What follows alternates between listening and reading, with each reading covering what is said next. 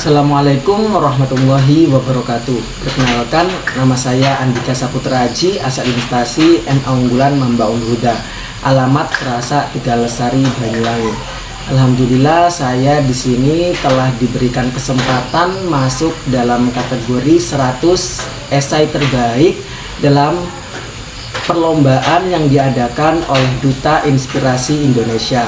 Dalam hal ini saya akan mempresentasikan esai yang berjudul Mencetak Generasi Emas melalui kontribusi Gen Z sebagai agen of culture dalam bingkai pendidikan berbasis budaya. Negara Indonesia merupakan negara yang sedang mengalami dinamika dan pengembangan globalisasi yang cukup signifikan. Dalam hal ini tidak terlepas dalam kehidupan seorang anak yang ditandai dengan perkembangan cepatnya arus globalisasi dan semakin derasnya kemunculan globalisasi dalam kehidupan seorang anak tersebut. Globalisasi yang dirasakan saat ini berdampak pada sistem pendidikan. Dalam hal itu, konsep pendidikan menurut Undang-Undang Nomor 20 Tahun 2003 tentang Sistem Pendidikan Nasional, yaitu usaha sadar dan terencana untuk mewujudkan suasana belajar dan proses pembelajaran bagi peserta didik untuk memiliki keterampilan apapun bagi masyarakat dan bangsa itu sendiri. Tujuan pendidikan nasional: 1. Menjadi manusia yang beriman dan bertakwa kepada Allah dan Tuhan yang Maha Kuasa. Yang kedua, berakhlak mulia, sehat, berilmu, cakap, kreatif, dan mandiri.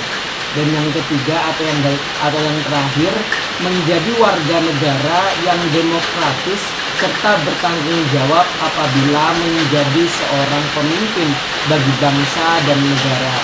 Jadi tujuan dalam Undang-Undang Undang-Undang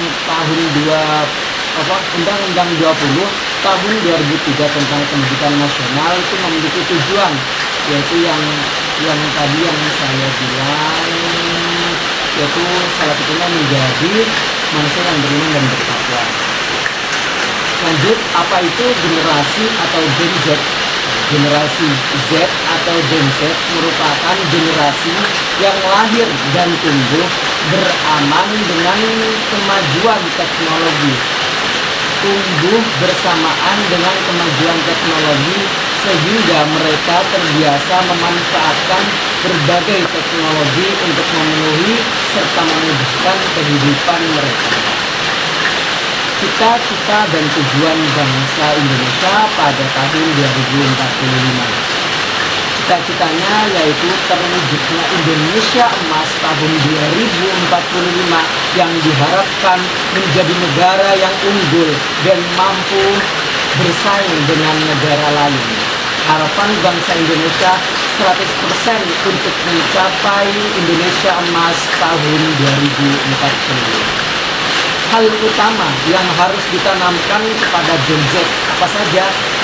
Yaitu mengencangkan sabuk pendidikan di Indonesia yang saat ini belum dapat dikatakan cukup mampu untuk menghantarkan Indonesia menjadi Indonesia Emas tahun 2045. Jadi yang harus paling utama ditanamkan kepada Gen Z yaitu mengencangkan sabuk pendidikan Indonesia. Bila sabuk pendidikan telah kencang, maka Indonesia mampu dikatakan atau menghantarkan Indonesia menjadi Indonesia Emas 2045. Generasi Z dapat dikatakan sebagai agen kebudayaan, yaitu di mana penerima warisan budaya yang menciptakan kebudayaan itu setidak-tidaknya mengarahkan dan mengembangkannya meskipun bertentangan dengan kebudayaan lama. Jadi generasi Z dapat dikatakan sebagai agen kebudayaan, yaitu di mana penerima warisan budaya itu bisa mengantarkan dan mengembangkan meskipun yang dikembangkan itu bertentangan dengan kebudayaan Pendidikan dan kebudayaan merupakan dua hal yang harus dipadukan untuk menciptakan generasi emas bangsa Indonesia. Jadi dalam esai saya ini mentitik tekankan di dua hal, yaitu pendidikan dan kebudayaan, yaitu dua hal yang harus diciptakan agar Indonesia mencapai Indonesia Emas 2045. Konsep pendidikan berbasis budaya dan berbasis pendidikan merupakan bagian dari modal pencerahan upaya membangkitkan kesadaran consciousness raising atau akan identitas dan kebudayaan peserta didik. Mengapa budaya harus dipertimbangkan dalam pendidikan? Mengapa? Karena budaya adalah sumber realisasi nilai. Tanpa budaya akan sulit bagi manusia untuk bertahan hidup. Atau pengetahuan adalah kekuatan, tetapi tanpa ilmu pengetahuanlah bukan apa-apa. Sekali lagi, pengetahuan adalah kekuatan, tetapi tanpa nilai pengetahuanlah bukan apa-apa. Lanjut, ciri-ciri Gen Z, yaitu ada 3. Yang pertama, generasi yang lahir dalam kemajuan teknologi informasi. Yang kedua, terbiasa mengoperasikan smartphone. Yang terakhir, berselancar di internet di usia dini.